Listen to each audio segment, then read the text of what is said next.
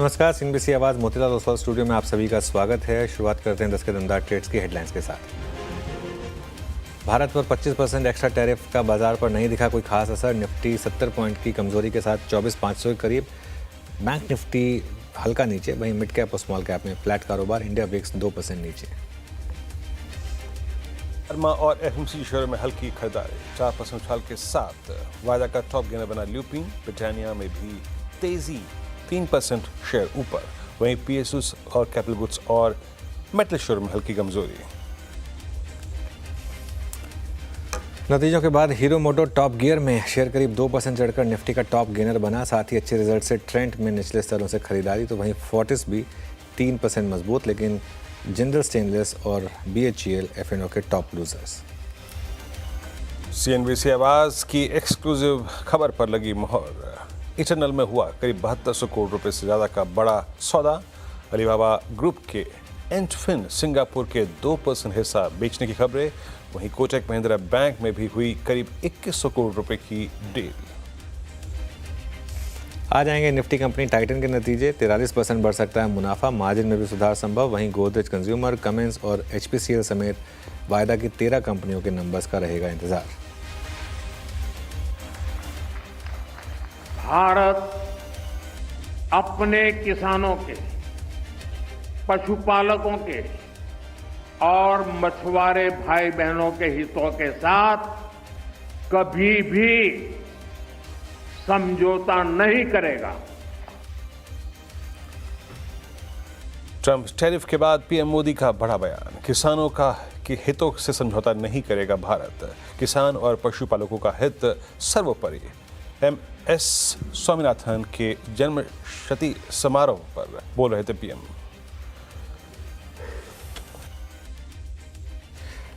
Okay, चलिए एक बार इस बाइट को वापस सुनते हैं, क्योंकि एक बार बाइट सुनते हैं, उसके बाद मैं बताता हूं क्यों इसके इंपॉर्टेंस है।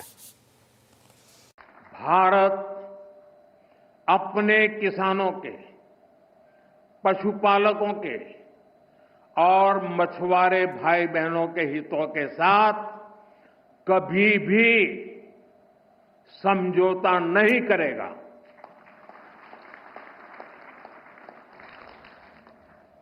और मैं जानता हूं व्यक्तिगत रूप से मुझे बहुत बड़ी कीमत चुकानी पड़ेगी, लेकिन मैं इसके लिए तैयार हूं। मेरे देश के किसानों के लिए, मेरे देश के मछुआरों के लिए, मेरे देश के पशुपालकों के लिए आज भारत तैयार है। ओके, देखिए ये पहला रिएक्शन है प्राइम मिनिस्टर मोदी का। अब तक देखिए जो स्टेटमेंट्स आई हैं वो सब एमईए की तरफ से आई हैं। ये प्राइम मिनिस्टर मोदी का पहला बड़ा बयान है, और इसमें वीरू वो चीज़ जो बोल रहे हैं वो एक चीज़ क्लियर कर रही हैं। उसमें उन्होंने ये बोला कि मुझे व्यक्तिगत रूप से एक कीमत चुकानी होगी। आई थिंक ये शायद मार्केट को थोड़ा सा, जो मार्केट गिरा वो इस वजह से गिरा क्योंकि एक शायद मार्केट को एक ये सेंस है कि ये जो नेगोशिएशन है ये कहीं ना कहीं यहाँ पर आकर रुक गई है, और इसी वजह से वो आपको डोनाल्ड ट्रंप की, देखिए हम जो लगातार 3-4 दिन से बात भी कर रहे थे ना कि ये कहीं ना कहीं डोनाल्ड ट्रंप की एक खींच है कि बाकी सारे देश मान गए हैं, सिर्फ भारत नहीं मान रहा है उनके साथ उनके टर्म्स पे डील करने के लिए। तो ये उस खींच का आई थिंक एक परिणाम था। और जो इन्होंने प्राइम मिनिस्टर ने बोला, I think agriculture is non negotiable, ये शायद प्राइम मिनिस्टर मोदी ने क्लियर किया हुआ है, और यही शायद हमारा पैनल भी वहाँ पर बात कर रहा है। ये एक रीज़न हो सकता है आज पहली बार ऑफिशियली प्राइम मिनिस्टर ने इस पर कोई स्टेटमेंट दिया।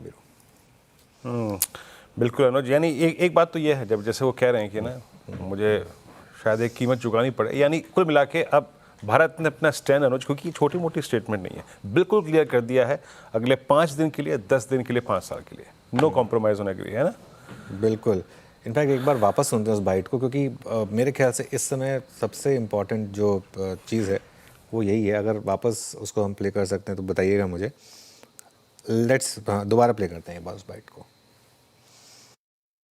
भारत अपने किसानों के, पशुपालकों के और मछुआरे भाई बहनों के हितों के साथ कभी भी समझौता नहीं करेगा।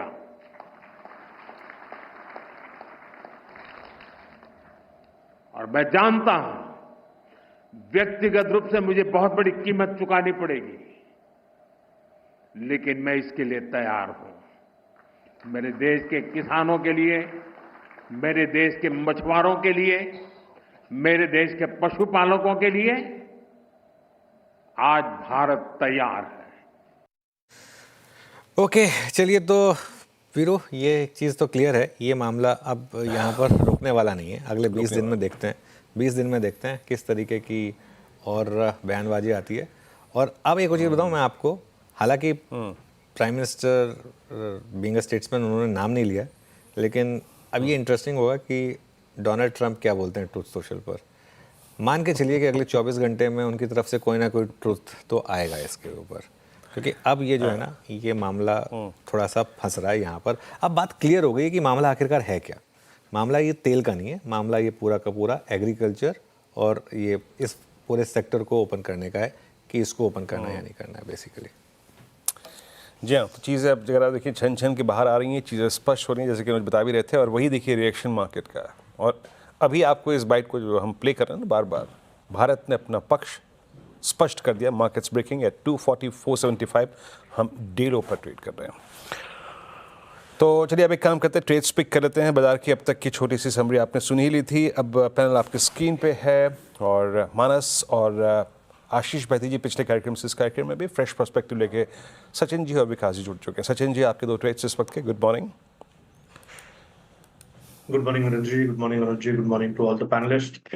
विनोद जी, कल के सत्र में हमने एचडीएफसी लाइफ पे एक ट्रेड आइडेंटिफाई किया था। मुझे लग रहा है फॉलो थ्रू एक्शन काफी शानदार है एंड ये स्पेस मुझे लग रहा है ये पूरे इवेंट से इम्यून रही है। तो मुझे लग रहा है इंश्योरेंस स्पेस एक रिलायबल स्पेस हो सकता है जहां पर अभी भी लॉन्ग पोजीशंस डिप्लॉय किए जा सकते हैं। तो यहाँ पर एचडीएफसी लाइफ में एक डबल बॉटम फॉर्मेशन की एक्सपेक्टेशन होगी। जिस तरीके से इसके आरएसआई ने ऑलरेडी 50 लेवल को छू लिया है, मुझे लग रहा है स्टॉक के प्राइस में भी एक जल्दी ब्रेकआउट होगा 770 हर्डल के ऊपर। सो ट्रेडिंग के लिहाज से पहला टारगेट होगा अराउंड 776 का, पोजिशनल टारगेट होगा 805 का। अभी भी खरीदारी करने की राय होगी एचडीएफसी लाइफ के फ्यूचर्स में। स्टॉप लॉस आपको 746 पे लगाना है ऑन क्लोजिंग बेसिस। जो सेकंड स्टॉक मेरे रेडार पे रहा है जहां पर एक अच्छी आउट परफॉर्मेंस नजर आ रही है वो है टाइटन।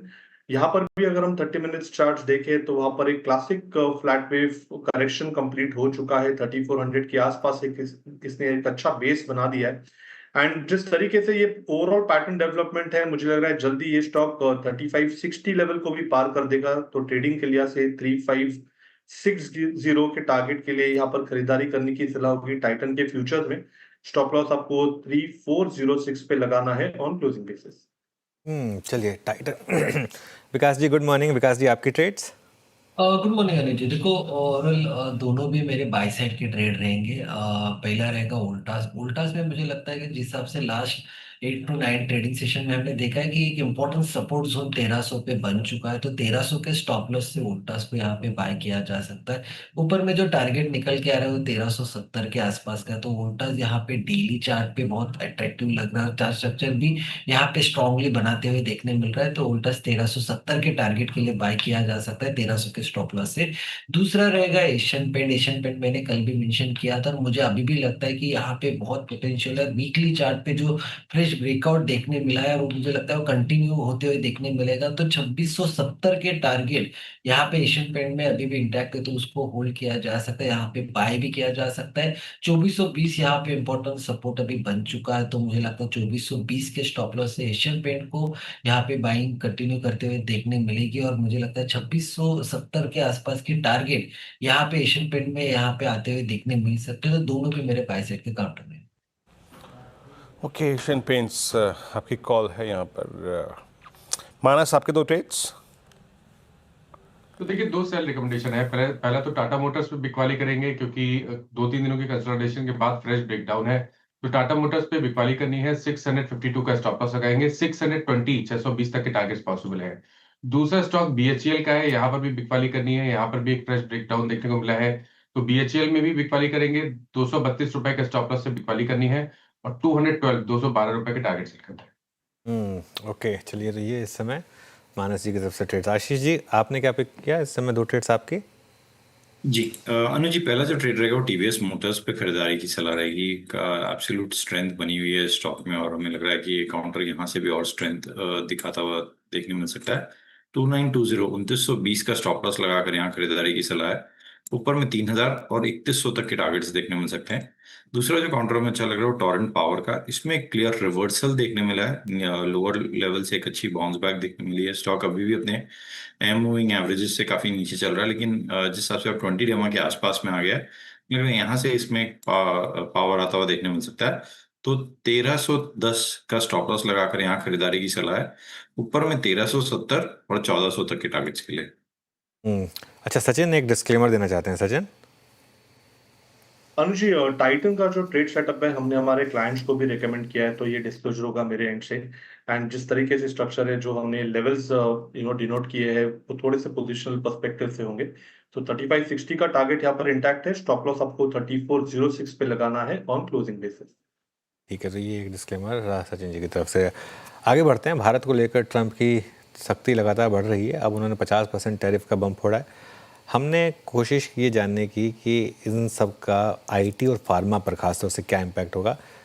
ये पूछा हमने प्रशांत खेमका से। पूरा इंटरव्यू आप 1 बजे सुनेंगे, लेकिन उसकी एक झलकी 1 बजे देखिए इस समय।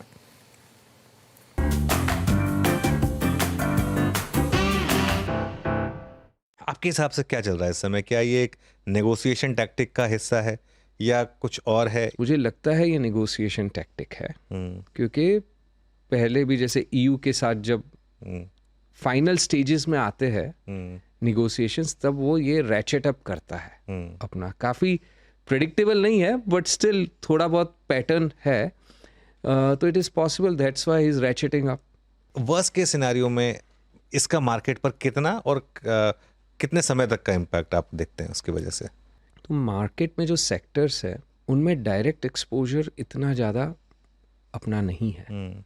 कोई ऐसे नहीं कि बहुत लार्ज ऑटोमोबाइल कंपनीज है जिनका बहुत लार्ज एक्सपोजर हो टू यूएस, यहाँ से एक्सपोर्ट होता हो, या लार्ज इंडस्ट्रियल कंपनीज का एक्सपोर्ट होता हो। तो देखिए गारमेंटिंग पे एंड कॉटन अपैरल्स पे ये सब पे इम्पैक्ट पड़ेगा, बट वो मार्केट के नज़रिए में डायरेक्ट इम्पैक्ट बहुत छोटा है, क्योंकि it's a small portion. Some engineering goods जहाँ पे लो वैल्यू ऐड हो, तो relative competitiveness is more important. तो गारमेंटिंग में ऐसा डर नहीं है कि यहाँ से बंद होके फिर से अमेरिका में प्रोड्यूस करना चालू कर देंगे।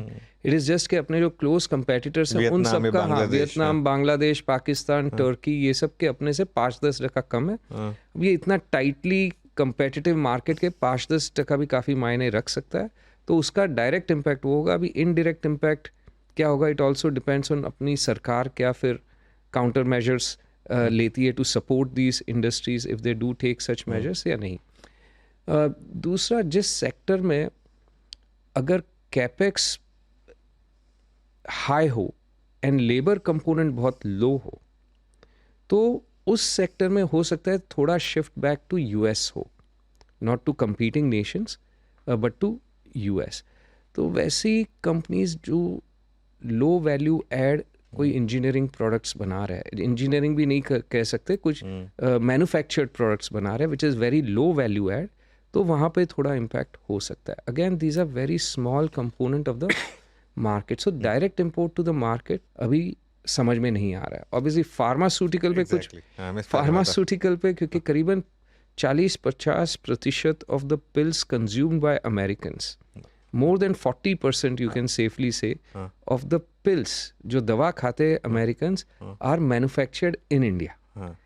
अब ऑलरेडी हेल्थ केयर कॉस्ट इतने हाई है, और इसमें ऐसा तो है नहीं कि अचानक से बंद कर दो और यहाँ पे शुरू कर दो अमेरिका में। वो वहाँ पे प्रोडक्शन शुरू करने के लिए 2-3 साल लगेगी, जब तक ट्रम्प की प्रेसिडेंसी खत्म होने आ जाएगी।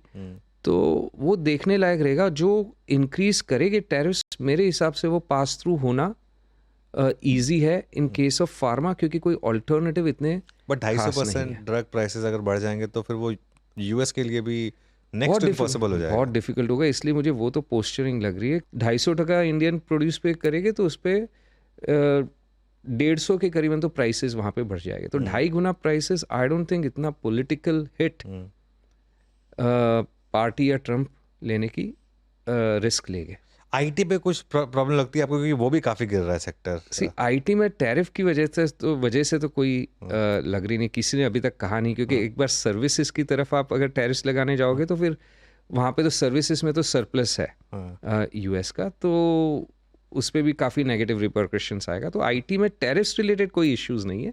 आईटी के खुद के इश्यूज है which they are also grappling with slow down, particularly large cap IT, because of the demand, ये अनसर्टनिटी, टैरिफ रिलेटेड अनसर्टनिटी और economy related uncertainty, and to some degree AI का early disruption in some segments, particularly technology vertical, उन सब के चलते थोड़ा IT में demand soft है, in large cap IT in particular. हालांकि some of the mid cap IT companies ने काफ़ी अच्छी तरह इस माहौल को लेवरेज किया है to gain market share during this time period. तो आप आईटी में इस समय क्या व्यू रख रहे हैं? आप इंक्रीमेंटली इन्वेस्ट कर रहे हैं इन इस गिरावट में, या अभी थोड़ा सा स्टे क्लियर? सो अगर टेक्नोलॉजी ओवरऑल बात करें, हालांकि ये दोनों बहुत ही अलग है, तो न्यू एज टेक्नोलॉजी जिन स्टॉक्स जो कह सकते हैं, उनमें आज की तारीख में ज़्यादा इन्वेस्टमेंट है rather than the traditional IT. पर ट्रेडिशनल आईटी में भी मिड कैप आईटी में ज़्यादा निवेश है हमारा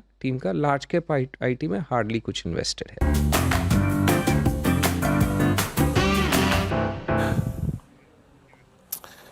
बहुत ही खूबसूरत बातचीत अनुज।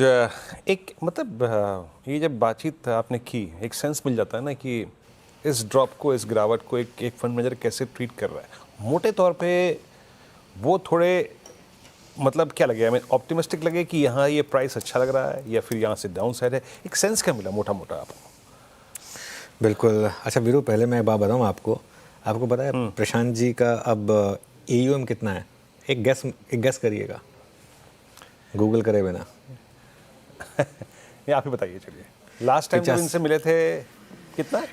$10 बिलियन, 85,000 करोड़। 1000 करोड़ रुपए। सोचिए आप, लास्ट टाइम 85,000 करोड़ हम, हाँ 63-64 करोड़ पे मिले थे हम पिछले बार। हाँ बिल्कुल, पिछली बार जब सैलरी आती है तभी हम सोचते हैं कि इस पैसे में किसको कितना एट्रीब्यूट करें, कितना वो करें। यहाँ पे सोचिए 85,000 करोड़, मतलब मैं तो एक्सेल में भी शायद ना कैलकुलेट कर पाऊँ, कैलकुलेटर तो खैर दूर की बात है। तो ऑब्वियसली काफ़ी उनका जो इतना पैसा मैनेज करता है वो ऐसे फेजेस से डरता नहीं है।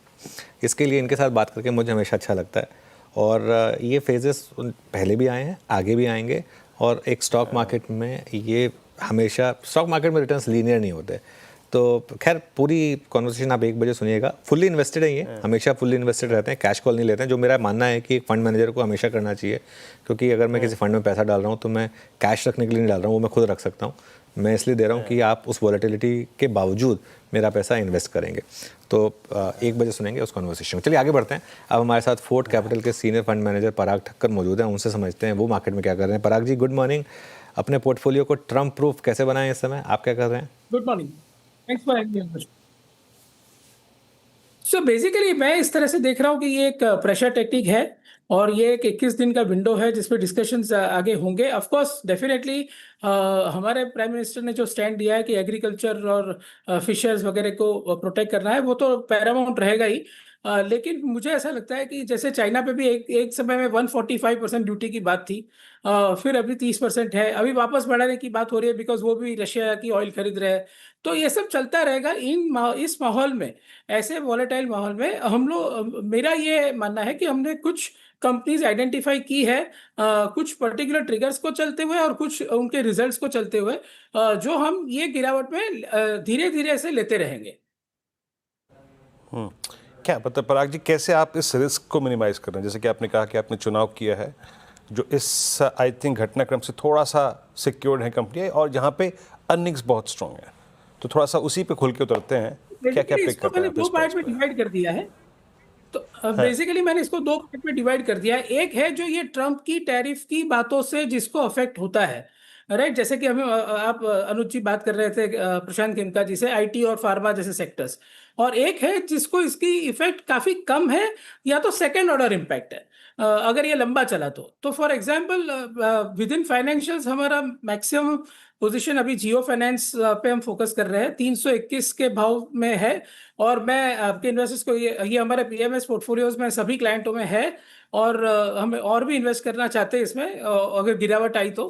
बेसिकली मेरा ये मानना है, अगर आप 2 मिनट दे मुझे तो मैं एक्सप्लेन करूं। 2 लाख करोड़ की मार्केट कैप है, ये 6% स्टेक ओन करता है रिलायंस में, जिसकी वैल्यू 1,15,000 करोड़ है।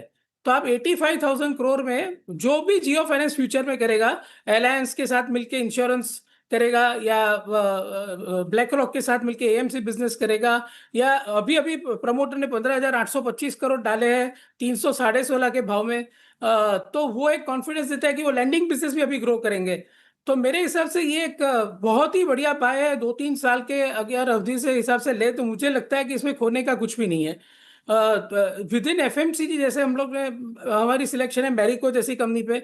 मैरिको ने 9% वॉल्यूम ग्रोथ दिखाया था, in spite of the fact कि उनका कोपरा ऑयल का जो रॉ मटेरियल प्राइस है वो 60% बढ़ गया था। फिर भी मार्जिन इंपैक्ट 3% ही आया है, और कोपरा ऑयल प्राइसेस है ऑलरेडी स्टार्टेड ड्रॉपिंग। वो ऑलरेडी 12% यही महीने में गिर चुके हैं, और आगे और गिरने की उम्मीद है, बिकॉज अभी क्रॉप अच्छा आ रहा है, मानसून अच्छा है। तो प्लस उनका 45% ऑफ द पोर्टफोलियो जो है digital first, food portfolio, Bangladesh portfolio और value added hair oil portfolio, ये चारों अगर मिला दो आप, तो 45 से 50% of the portfolio which is growing in double digits, and which is increasing margin also.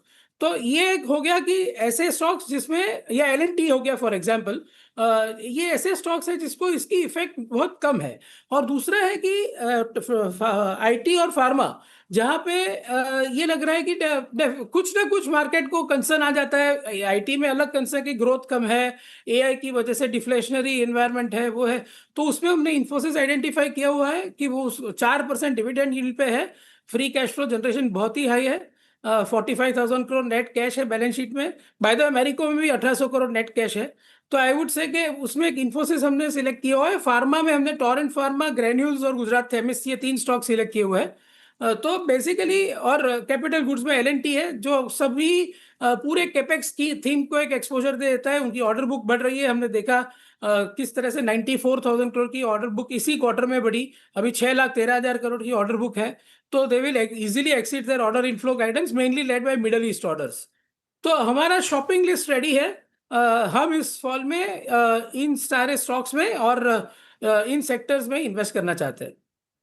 All right पराग जी, चलिए बहुत बहुत शुक्रिया अपना व्यू रखने के लिए इन सभी सेक्टर्स और स्टॉक्स पर। अब हमारे साथ कोटक सिक्योरिटीज़ के equity research head Shrikant Chauhan जुड़े हैं। Shrikant, good morning. काफ़ी वॉलेटाइल है मार्केट, बताइए आपकी अप्रोच क्या है इस समय, और स्टॉक स्पेसिफिक कहाँ दाव लगा रहे हैं आप? Good morning Anuj, good morning Virendra and everyone. तो देखिए, यस बिल्कुल मार्केट वॉलेटाइल है, लेकिन पिछले 3 या 4 दिनों से देखें तो मार्केट इस पर्टिकुलर न्यूज़ के लिए वेट कर रहा था, इंतजार कर रहा था, और आज हमने उसके बाद एक गिरावट देखी है।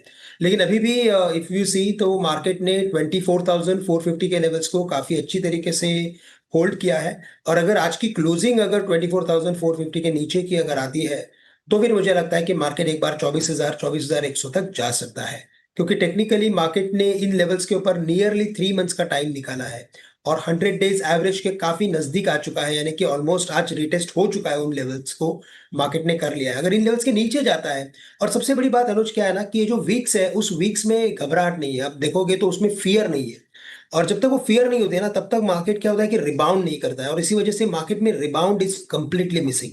पुट कॉल रेशो है वो भी नीचे है, लेकिन ऑलमोस्ट 1% के आसपास का है। तो क्लियरली इंडिकेट यही दिखा रहा है कि मार्केट जो है वो इस रेंज के अंदर रहेगा। इमीडिएट बड़ा बाउंस बैक एक्सपेक्टेड नहीं है, इमीडिएट बड़ा सेल ऑफ एक्सपेक्टेड नहीं है।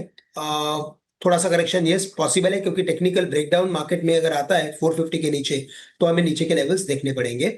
और जैसे भी पराग जी ने कहा, मैं भी यही कहता हूँ कि हमें काफी स्टॉक स्पेसिफिक इस मार्केट में रहना जरूरी है, क्योंकि stock specific activity definitely market में देखने मिल रही है।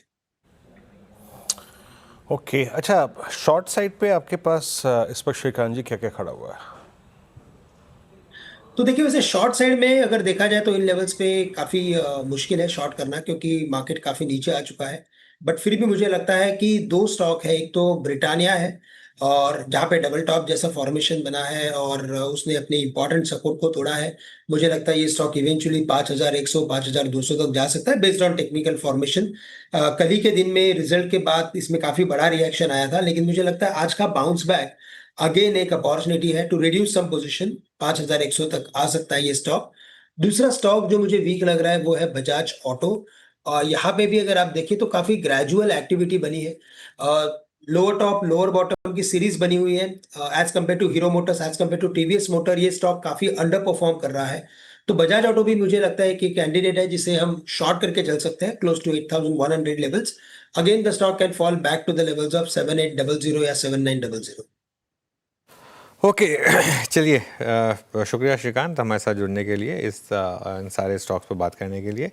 मार्केट अभी भी डे लो के करीब 24,475 पर, 98 पॉइंट निफ्टी नीचे, मिड कैप में भी गिरावट बढ़ती हुई वापस, बैंक निफ्टी भी 250 पॉइंट नीचे, और अगर आप देखें तो मेजर इंडिसेस अब कल के लो के नीचे ट्रेड कर रहे हैं। चलिए इस शो को यहीं समेटेंगे और उसके बाद श्रेया और कंचन आपके लिए लेकर आएंगे ट्रेडर्स हॉटलाइन।